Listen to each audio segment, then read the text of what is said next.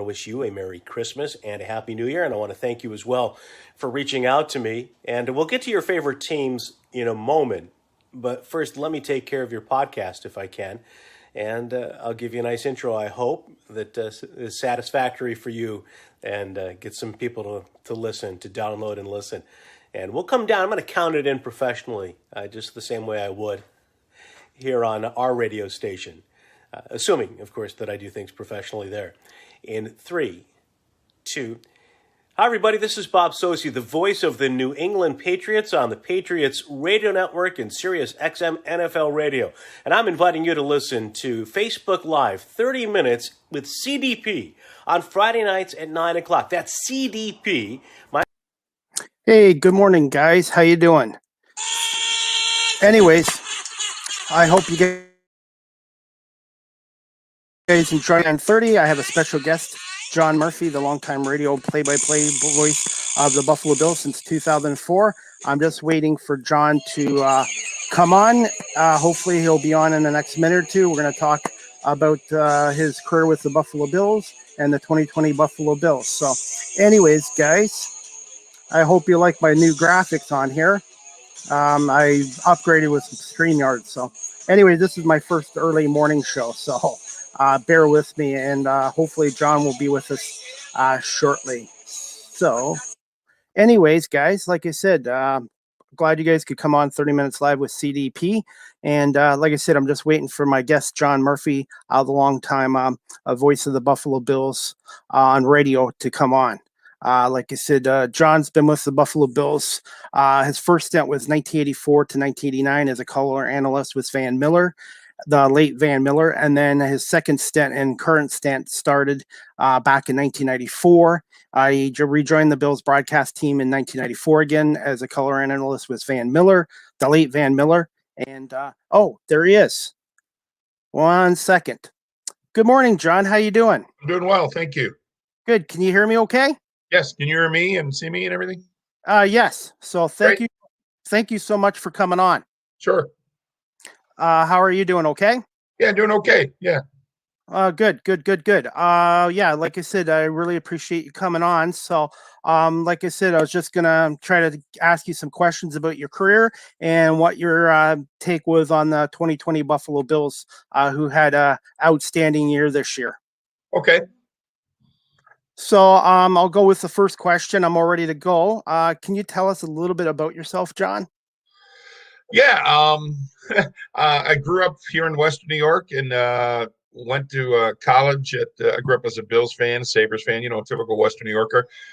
I went to college at Syracuse University, a couple of hours away in Syracuse. Came back here, went to law school for a year, hated it, and got a job at a radio station up in Niagara County, north of Buffalo, and sort of stayed with radio over the years. Worked in news and sports. Started in news at WBEN. Gradually did more and more sports, and then kind of fell into the Bills broadcast in 1984, and kind of found my niche. Stayed with that forever, except for 4 years I've been associated with the Bills radio broadcasts. Worked in television at a couple of TV stations here in Buffalo, the ABC affiliate, the CBS affiliate, sports director at both.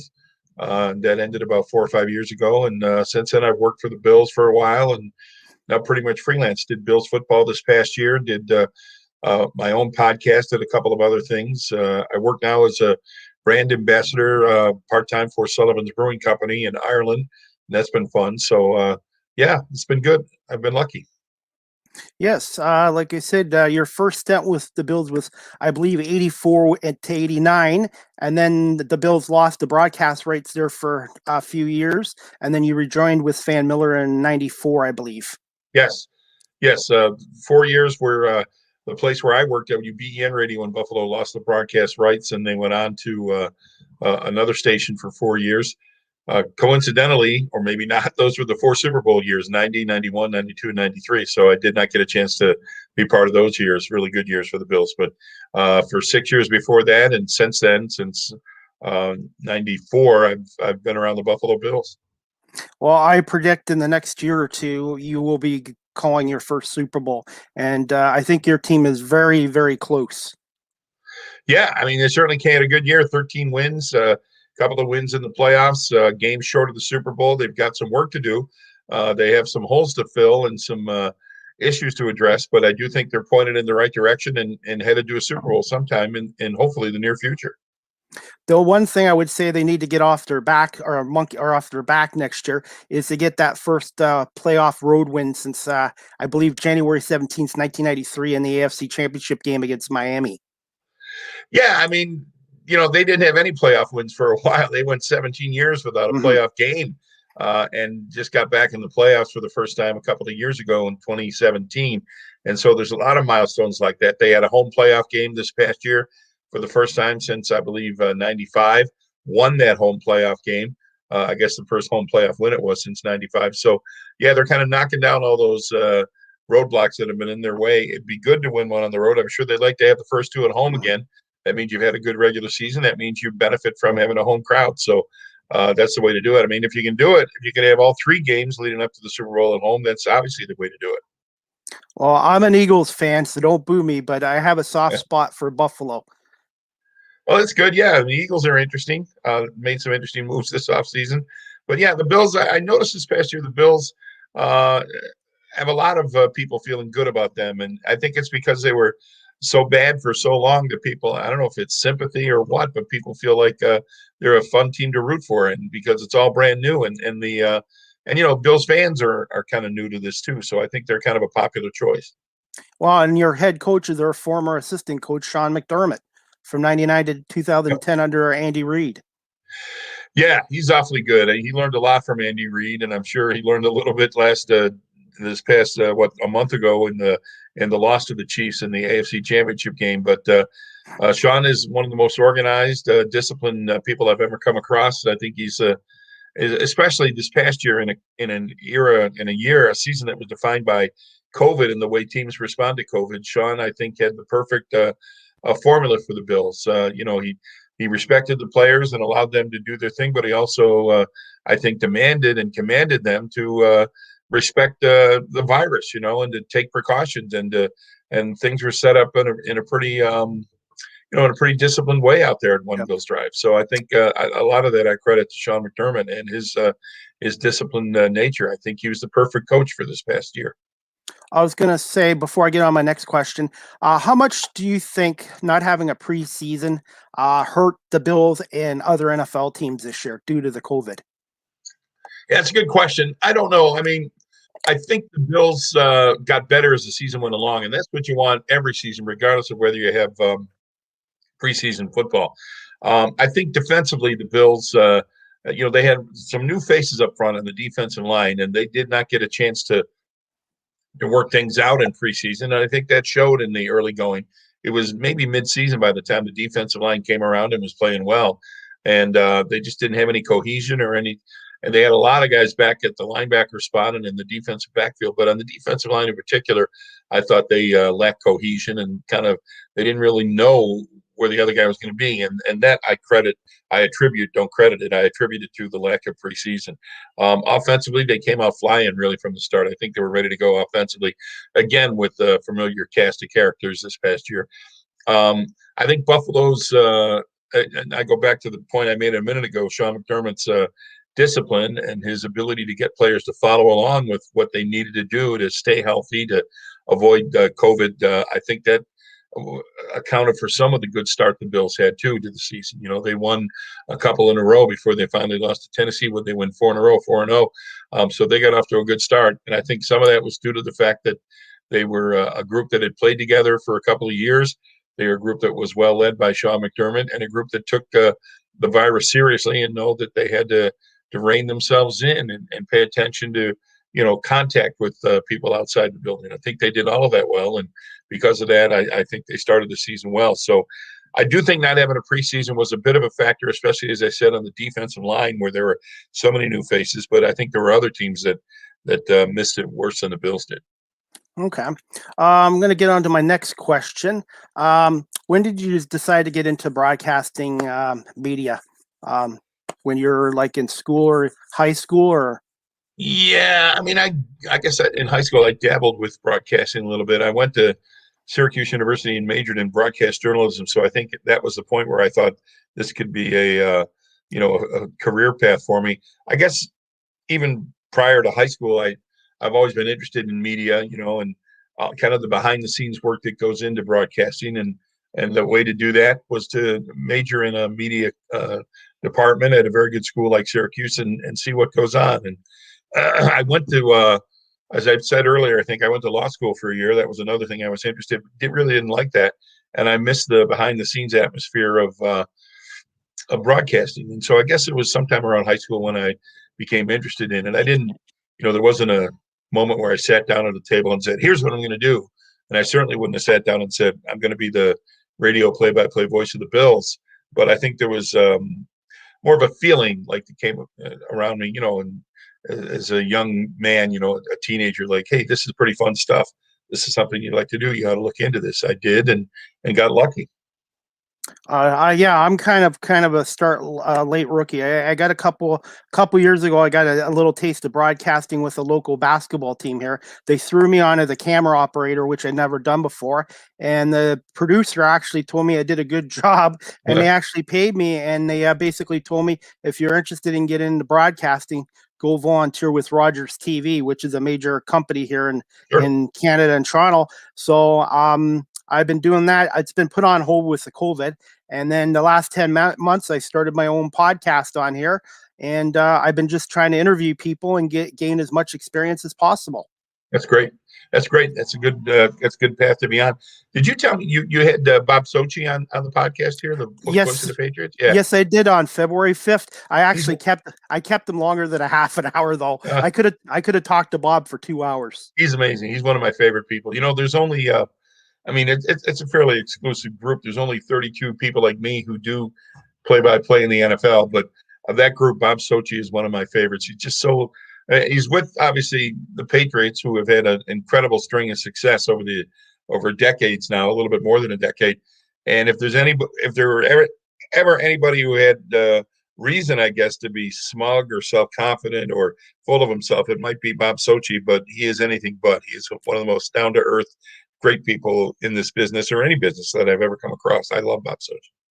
Yeah, because like I said, when I was talking to him, he said a lot of good things about you and the late Van Miller, and I figured it was a long shot when I got him on, and then I figured I'd ask you, and I tell people what I'm trying to do, what I'm about, and actually people have been great, and I've had Freddie Coleman from ESPN and Christine Lisi, who's one of my friends. She's a huge Buffalo Bills fan too.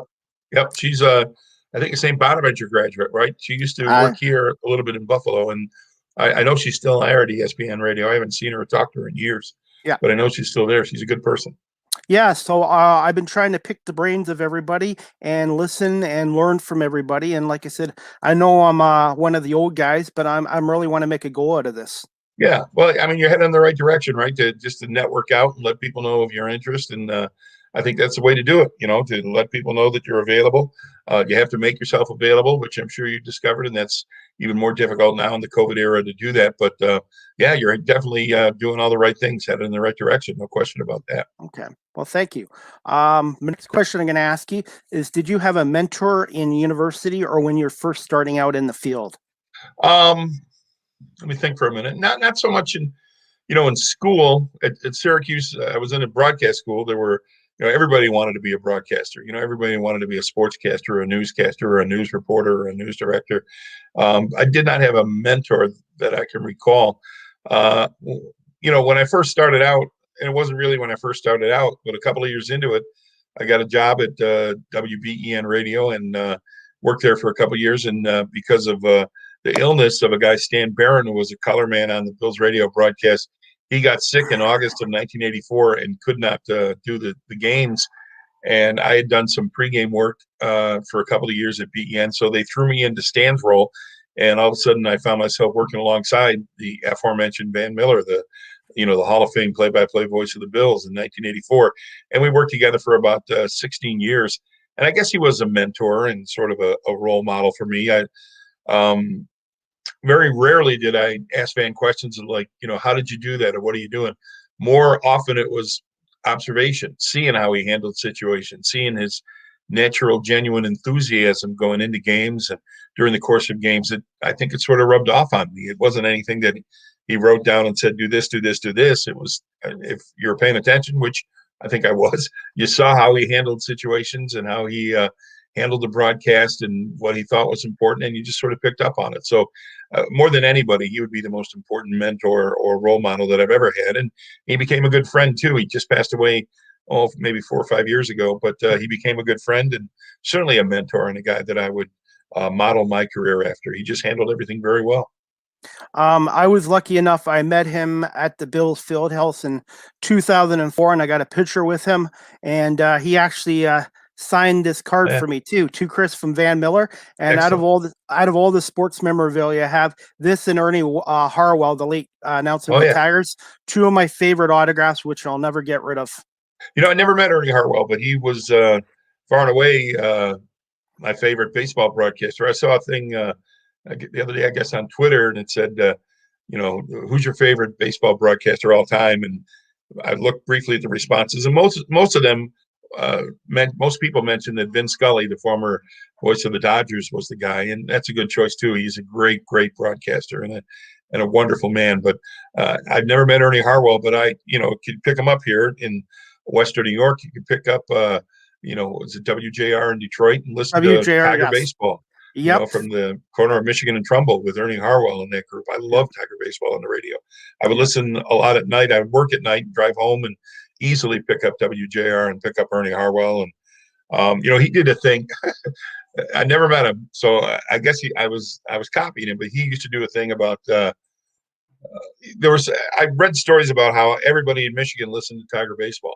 And Ernie, knowing that, he'd say hello to people all over the state, people up there, Shannon Lake, listening to Tiger baseball on WJR, and he goes, and I kind of do that a little bit on the Bills broadcast, just mention people that maybe I heard from during the course of the week, or people I wanted to salute, or people who asked me to give them a shout out, just to kind of make it a community. I think Harwell did that better than anybody else. I wasn't even a Tiger fan. I wasn't a Tigers fan, but I was an Ernie Harwell fan. And I love the way he made his broadcast sort of a community. And I guess in some way I've tried to do that a little bit with Bills football.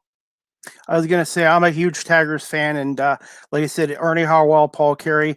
I always used to listen on the radio here long before the internet. And like I said, I've always been a fan of radio. I like TV, but I have to be honest, I'm more of a fan of radio than television. Yeah, guys like Ernie Harwell or Vin Scully or Van Miller, for that matter, they coming up in an era where radio was predominant and there wasn't any TV sportscasts. They knew almost instinctively how to paint a picture and how to give people a sense of what was going on at the ballpark or in the football stadium. And I think Harwell and Van and Vin Scully did that as well as anybody. Ernie Harwell just had a feel for the game, and I think he had a unique feel for kind of the rhythms of the game. And he's I know he's from the South, but he really sounded like he's from the South, and he would say stuff like, I forget the exact phraseology, but it was, somebody would take a called strike three, and Ernie Harwell would say, "Oh, it's like he was standing by the side of the road," and you exactly knew what the guy looked like, the batter who was just going down on strikes. But just stuff like that. He was the best. I loved Ernie Harwell, and I miss listening to him. And to be honest, in recent years, like the last 5 years, well, I think Vin Scully retired 2 years ago. Now with satellite radio, you can find Dodger baseball on your satellite radio in the car. And I would listen whenever I was in a position to do so, and the Dodgers were on with Vin Scully, I'd make sure I'd listen to some of that because of his unique play-by-play. He is the best, along with Harwell and Van Miller and guys like that. They really knew how to use radio, and that's something to strive for. I think I kind of look to that as something to try to emulate. Well, even Bob Sochi, he had to follow in the footsteps of Gil Santos, who was the voice of the Patriots for a very long time. I imagine it couldn't be easy following in the footsteps of a legend like Van Miller and Gil Santos and all those guys. Yeah, we used to kid Van Miller, hey, how many Halls of Fame are you in? And, he was in a lot, including Broadcast Hall of Fame, Pro Football Hall of Fame. Buffalo Broadcast Hall of Fame, Buffalo Sports Hall of Fame. I mean, he could rattle them off. He's in a lot. But it is, and I tried and still try not to fixate on that or think about that too much. Yes, he was great, but I still got to do a good job the best I can. And yes, there are things that I learned from Van and picked up from Van and maybe even copied from Van, but you still got to do your own job. And I don't know. It was difficult to follow him. I guess so. I've tried not to fixate on that or focus on that too much. I'd probably be intimidated if I did. Okay. The next question I was going to ask you is, this is the next one I was going to ask you. The biggest adjustment from doing TV to radio over your long career. Yeah.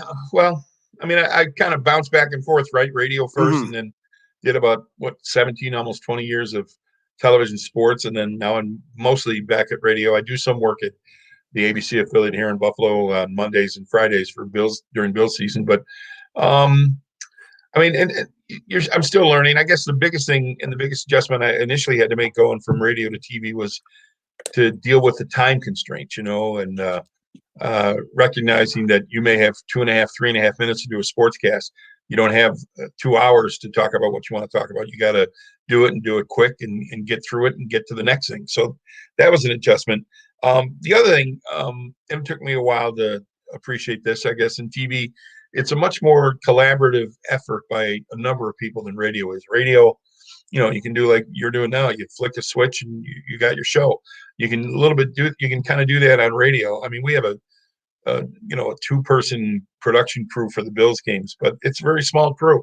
So we have 2 producers on the Bills broadcast, and me and the color man and Sal Capaccio down the field. So it's a 5 or 6-man operation. Do the same to cover a Bills football game on TV would be a 60-man operation. There's just so much more involved, and that means there's got to be communication and cohesion, and everybody's got to know what the plan is. So that was an adjustment for me to recognize that there are so many more people involved and so many more factors involved that you have to pay attention to when you're doing TV. I think those are the biggest adjustments. And going back to doing radio as opposed to TV, you have to adjust, as far as doing play-by-play, and I've done play-by-play football and other sports, basketball on TV, but you have to kind of remind yourself, hey, nobody can see what I'm seeing here. They're listening on the radio. You have to, literally paint the picture. I was going to say, I got to taste a little bit of it with Rogers TV, doing live camera operations for the Guelph Storm of the Ontario Hockey League. And even though it's only the OHL, not the NHL, there is so much behind the scenes work of a setup and a teardown that the fans don't see. Sure. Yeah. And there's production preparation. Here's what we're going to do during this whistle. This is what we're going to do during this timeout. Here's what the plan is what we're going to focus on. Yeah, it's a lot of prep work and a lot of pre-production work that goes into it that may not really take place on a radio broadcast. No question about that. Okay. Next question I'm going to ask you is, what's your favorite Bills game you've done as a color analyst, working aside Van Miller, and then as the play-by-play voice of the Buffalo Bills in your 17 years? That's always a tough one for me. I mean, it was a Bills loss as a color analyst, and it was the playoff game Saturday afternoon in Cleveland when kind of the no huddle was born, and Ronnie Armand dropped a potential touchdown pass on the second to last play of the game, and then Kelly threw an interception to Clay Matthews on the last play of the game. That was such a dramatic game, and there, even though the Bills lost, you walk away from that game. This was the 1989 season. It was a kind of a tumultuous year for the Bills, but you just knew that this Bills team was destined for great things ahead, and that included 4 straight Super Bowls. So that's probably my favorite game, just in terms of the meaning of the game. Even in a loss, you knew that this was important, that things had changed, that they had discovered how to move the ball without huddling, which was pretty revolutionary back in 1989. So that would have been my favorite game, I guess, as a color analyst. I'll tell you, in this past season, the 2020 season, there have been a couple of games that would rank right up with my favorite games to do play-by-play. There was a couple of years ago, a 31-0 win over the Patriots, which was a fun game to do. There weren't many wins over the Patriots, so that one sticks out. This past year's win over the Patriots, a Monday Night Football game, I have the schedule here, December 28th. that was one of my favorite games because the Bills handled New England. They had already clinched the AFC East, and there was the one moment, and we weren't even there. We were doing it off the TVs, because it was a road game in COVID. But there was one moment when Bill Belichick was on the phone to his people upstairs, during the course of the game, didn't like what he was hearing, and he turned around and whipped the phone at the bank of telephones. And that was one of the great images, I think, of the 2020 season. There were so many great games this past year. I mean, the win in the playoffs over Baltimore, not a artistic success, but Taron Johnson's game-defining interception was remarkable. That went from the Ravens headed in to tie it up in the third quarter to the Bills took control and clearly had won the game on that play. I think it was Josh Allen who said, it was a franchise-defining play. It was. He goes 101 yards with an interception, one end zone to the other, just when it looked like the Ravens are going to tie it up. It was remarkable. That was one of my favorites. And, it's funny, the 2020 season is so fresh and in my memory that I almost don't I can't even sort out what happened in 2020. There were so many. I go back to early in the season, week 3, a great win over the Rams, who were a pretty good team, a playoff team. In late September, they beat the Rams, and it was a great win. They had a 23-0 lead. It got away. The league got away, and then they came back and won it. Buffalo came back and won it. Just a remarkable win. There were a lot of games like that this past season, but the win over the Ravens is probably my favorite as far as play-by-play. Okay. Are you okay for a few more minutes and just get a few more questions for you? Yeah, okay. Sure. All right. No problem. Thanks. What best advice, Van Miller, if he ever gave you any during your career? Did he? Yeah. As I said earlier, he wasn't giving me advice. He didn't give me stuff to write down and say, do this, do this, do this, do this. But I followed his example, and he used to do a thing. He'd have a little notepad alongside, and I do it too. I have a bigger notepad, but he'd have a notepad like this size. And he did it mostly for entertainment purposes. On the back of it, he wrote a message to himself, but also to visitors in the booth. He was trying to make laugh. And on the back of it, I'm not sure what your language constraints are, but he put 3 words. He said, "It's all bullshit." And every once in a while, he would something would happen, and maybe the Bills aren't going well or something, and he'd just flip over his notebook and show me. And I think that was advice. I think he knew that it was a game. He knew that it was an important game. I mean, in terms of advice, if you listen to Van, he used to say this quite a bit. He used to say, well, a lot of things, but he used to say, you only get one of these a week. You only get 16 a season, regular season. So they're all events, it's not like an NBA schedule. And he, of course, had done NBA or a hockey schedule, 82 games, or baseball, 162. There's one a week for 16 weeks. So they all count. They all matter. But in the end, it's only a game, it's all bullshit, as his notepad said. That might be the best advice he ever gave me. I thought it was great advice. I was going to ask you, since I got you on this question, have you done play-by-play for any other sports besides football, like basketball, hockey, baseball? Yeah, I did 4 years of Bison baseball here in Buffalo, the AAA team, the AAA affiliate of the Blue Jays. This is back in I did the last year at Old War Memorial Stadium, or the last couple of years, 3 years, and the first year, 1988, at the ballpark, which is now Bison's. What do they call it now? Coca-Cola Field? Coca-Cola Field, I guess. No, Saline, I think. Oh, Salem Field, yeah. Salem Field, yeah. Yeah. So I did the first year there. It was called Pilot Field, and I did the first year there. So I did 4 years of Bison baseball. I did for several years a lot of college basketball, and we have 3 Division I college basketball teams. Well, 4 actually in the Buffalo area: St. Bonaventure, Canisius, Niagara, and UB. And I did Niagara basketball for a couple of years. I did Canisius basketball for a couple of years, and I would fill in and do some television play-by-play on some college basketball over the years. I haven't done that in a while. I wish I would. I should. I love basketball. Have you ever tried hockey? Not really. I had a friend, Marty Smith, who was doing where did he? Potsdam, Clarkson University hockey up in Potsdam, and he came to Western New York to do a college hockey game, and he needed help, so he asked me to come with him, and I did that one game, and it was hard. I've never done hockey since. Did you find the speed of the game? It was just because of the speed of the game? I don't know. I only did that one game, so it's hard to think about, and it was a while ago. No, it wasn't the speed that was getting me. I mean, there's nothing faster than a football play or two, True. No, I guess I don't have the same sort of regard for hockey. I mean, it's fine sport. I'm not as interested in hockey as I am in several others. Okay. Okay.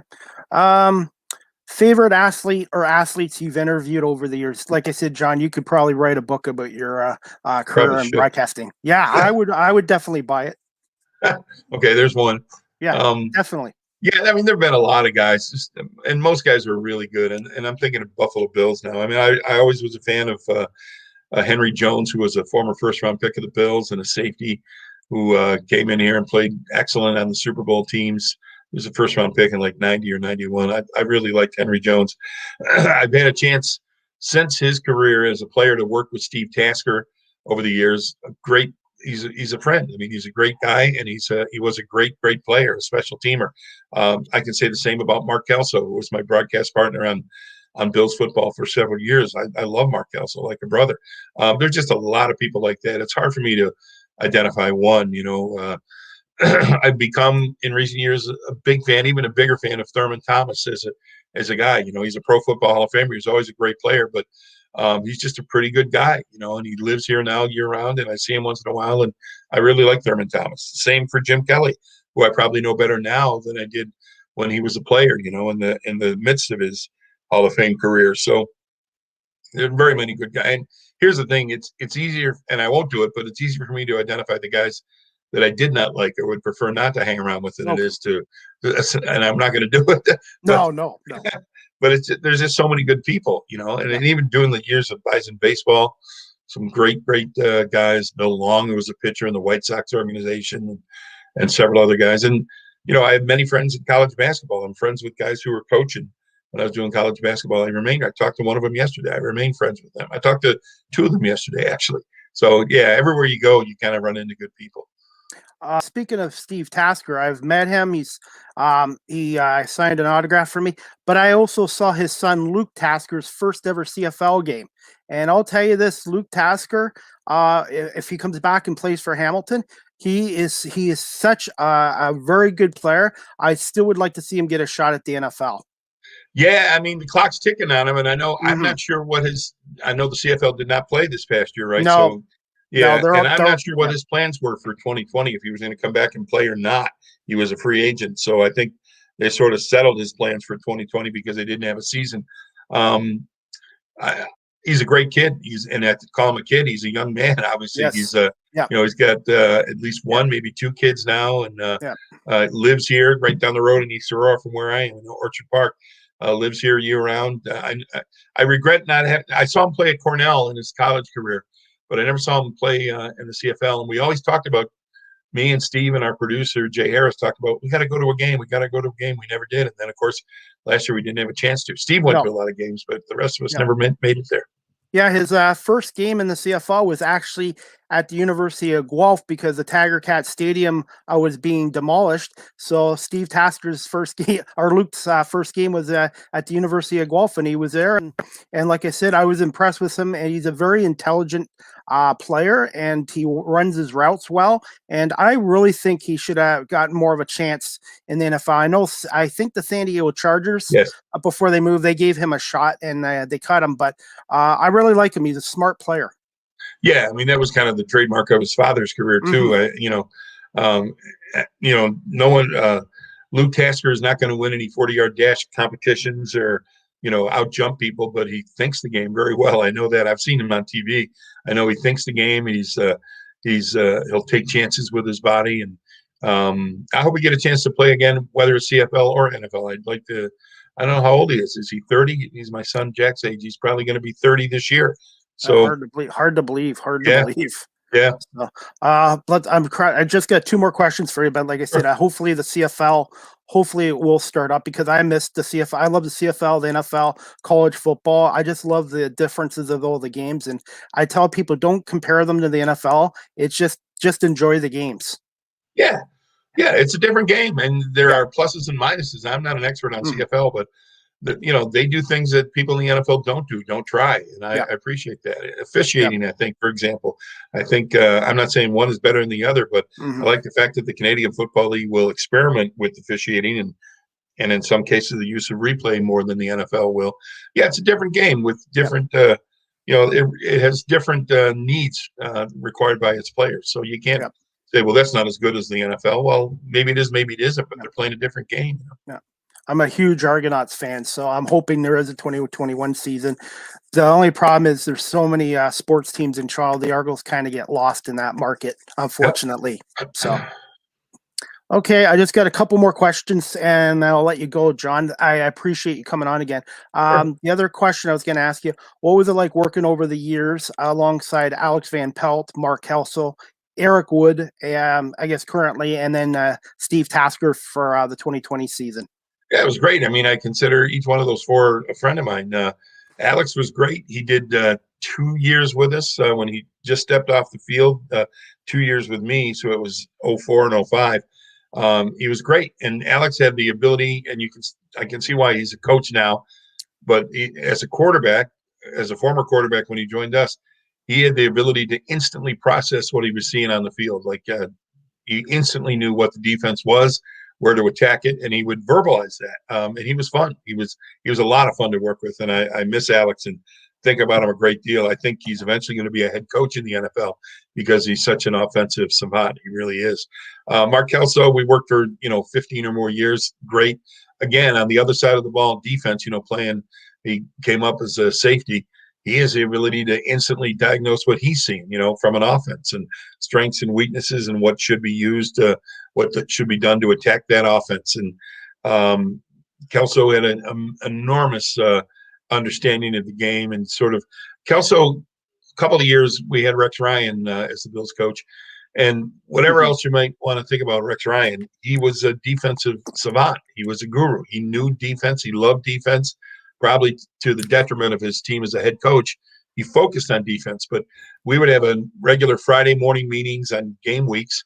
10 a.m. I would sit down and do a 5-minute pregame radio interview with Rex. Kelso would be there, and then Rex and Kelso would sit there for another 45 minutes and talk defense. And for me, it was like going to graduate level football school. Those two talking about, they talk about the opponent. Should we do this? Can we do this? And Rex would reach out to Kelso. What do you think of this? What do you think if we do this? That's how good Kelso was. That's how smart he was. And Rex knew that and appreciated that. And I think Rex loved having a kind of a like mind to go over some defensive philosophies with Mark Kelso. It was extremely impressive. And most of it was way over my head. But I listened and paid attention, and I was impressed by both of them. We only got 1 year with Eric Wood. He was great, and he couldn't come up this year to do his second year. He was all set to, but COVID prevented that. But Eric was good. Eric, I think, brought a lot of the same analytical skills and also had a direct connection to the Bills of his season 2019. He had just come off the field and he knew the coaching staff. He knew the way Sean McDermott thought and Brandon Beane thought and the coaches thought, knew what it was like, obviously, to be a player. And I think he brought that to our broadcast. And as I said, Steve is a friend of mine, and he pays attention to what the Bills are doing and he is sort of he has an enthusiasm that is instantly transferable. He's excited about what the Bills are doing and what's coming up the next play. And I think that shows on the radio. So I've been fortunate with all four of them, really. Okay. Just wrap it up. Just two more quick questions, and that's it. Do you have any advice to give anyone that's looking to get into broadcast media industry nowadays? Yeah. A couple of things. And Chris, you're doing it right, just kind of immersing yourself in whatever you can do. Networking, as I mentioned earlier, is key, knowing people, because, the great thing about broadcasting media industry is that you're working with people, and people like to work with people they're familiar with and they're comfortable with and people they know they can trust. And by networking, as you have done and are doing on a regular basis, you demonstrate that you're one of those people who can be trusted.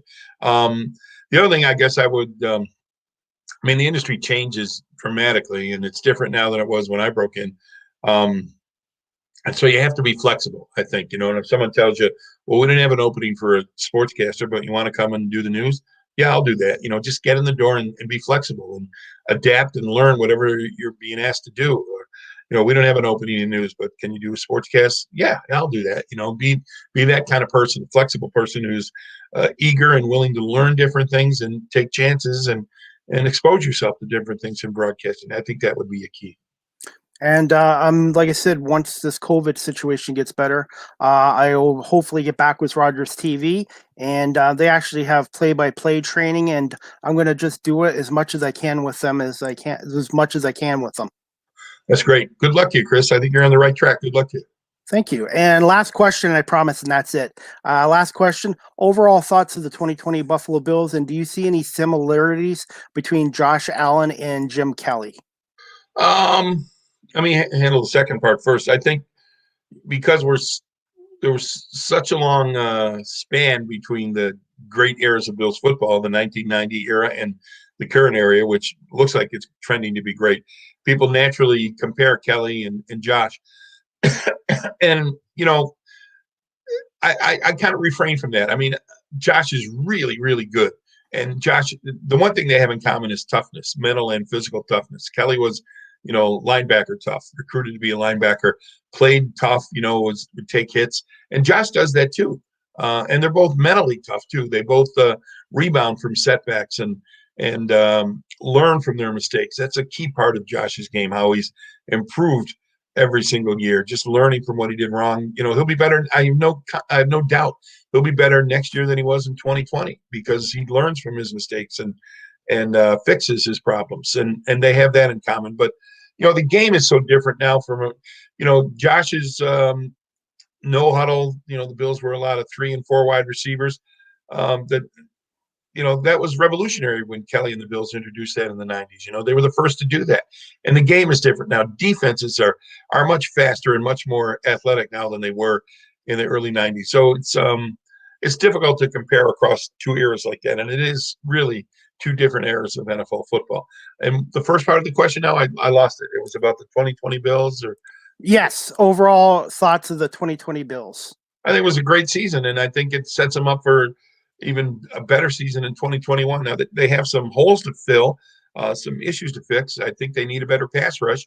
I think Tampa Bay in the Super Bowl demonstrated that pass rush is the way to disrupt Patrick Mahomes, and the Bills didn't do a good job at all in getting people after Mahomes in the AFC Championship game and during a couple of other regular season games during the year. So that would be the number one thing to fix if I were the Bills, is to make sure they have a consistent, strong pass rush, whether it's drafting a guy or signing a free agent or hopefully people like AJ Epinesa can develop and become, the heir apparent to Jerry Hughes. But they do have to find a way to get pressure on the opposing quarterback. They have a couple of offensive issues to fix. Nothing, I think, is nearly as important as pass rush, but it'd be nice to clarify and identify who is the running back, and maybe they need to add another running back. They probably do. And sure, any team could use a good game-breaking type of tight end. They don't have that now. Dawson Knox shows flashes, but through 2 years, it hasn't been real consistent. But overall, for the 2021 Bills, I think the number one issue is fixing the pass rush, making sure they have a strong pass rush. I was going to say, and as for my Eagles, we're in a rebuild right now. So I know we're probably not going to keep Zach Ertz. I think he would be a great fit in Buffalo if you guys could get him in the salary cap issues. Yeah, and they do have salary cap issues they got to address this offseason, including, when to sign up Josh Allen to a new contract. And that will sort of set the tone if they do it this offseason or if they can wait a year, but that will set the tone for every move that follows. Yeah, I mean, they have, for a team that won 13 games, it strikes me how unusual it is. They won 13 games, and yet they have some things to fix, and quite a few things to fix. Not that they're in danger of dropping off the table, but they've got to get on some of these things. And the best thing is, with Brandon Beane and Sean McDermott, they've demonstrated that they address their problems. They're realistic about what they need. They have been through a couple of years now, and I think they'll address them this offseason as well. Definitely. Anyways, John, I'm sorry I went over the 30 minutes, but it's like with Bob Sochi. I could talk to you for hours and hours and hours, but I just want to say maybe in the future you might be able to come on again and talk some more Bills football. Sure. Yeah. As we get closer to the season, I'd love to do that. Okay, that's great, John. So I'm going to let you go, but I want to say thank you so much for coming on, and we'll definitely keep in touch with you. Great. Thank you, Chris. I enjoyed it. Thanks. Thanks, John. Have a great day. Take care. Bye. Hey, guys. Anyways, I just want to say thank you to John Murphy, the voice of the Buffalo Bills since 2004, for coming on 30 Minutes Live with CDP. I hope you guys all enjoyed this early morning interview with John, who was, like I said, nice enough to give me time. I took him a little more than 30 minutes, but like I said, guys, I hope you enjoyed the show. And like I said, one thing about John is, like I said, he was in in the Buffalo Broadcasting Hall of Fame as well. He's had a tremendous career in TV and radio in Buffalo. And one other thing about John is he did have a cameo in the movie Bruce Almighty, starring Jim Carrey, which the movie took place in Buffalo. So, but like I said, guys, I do have another show coming up this Wednesday. Just give me one sec, guys. I'm going to wrap this up. I just want you guys to see who my next guest is. Okay, so guys, next 30 Minutes Live with CDP is this Friday, February 26th at 7 p.m. Eastern Standard Time. 30 Minutes Live with CDP. My guest will be Julie Bueller, digital creator and a host of Get Your Love On Pod and former sports reporter on radio and television. So Julie was nice enough to come on this Friday night, 7 o'clock on Facebook Live, on my YouTube channel, and my Twitter account. Okay. Anyways, guys, I hope you all enjoyed the show today with John Murphy. Like I said, again, thank you, John, for coming on. I really appreciate it. And like I said, I'm an Eagles fan, but I have a soft heart for the Buffalo Bills. So anyways, guys, just see if there's any comments on here. Patrick, good stuff, Chris. Great interview with Murph. Patrick, thank you so much. You are going to be on TV one day, Patrick. You're so much way ahead of me, Patrick. I'm just trying to be half as good as you, Pat. Like I said, I think you do a great job. And like I said, thank you for always watching me, Patrick. I really appreciate your support. And like I said, hopefully I'll have Murph on again in the future. And maybe even Bob Sochi as well. So I've been very lucky to get some of these guys that are NFL legends to come on my show. So anyways, Patrick, I'm going to let you go, guys. So like I said, guys, we'll see you guys Friday night, 7 o'clock on Facebook, Twitter, and YouTube. And we'll talk to Julie Bueller, former sports reporter and digital creator. And we'll talk about her career. So, all right, guys, I'm going to end this broadcast. So have a great day. And we'll see you guys Friday at 7 o'clock, Facebook, Twitter, and YouTube. Take care, guys. Please let me know what you think of my new graphics on here as well. Anyways, take care.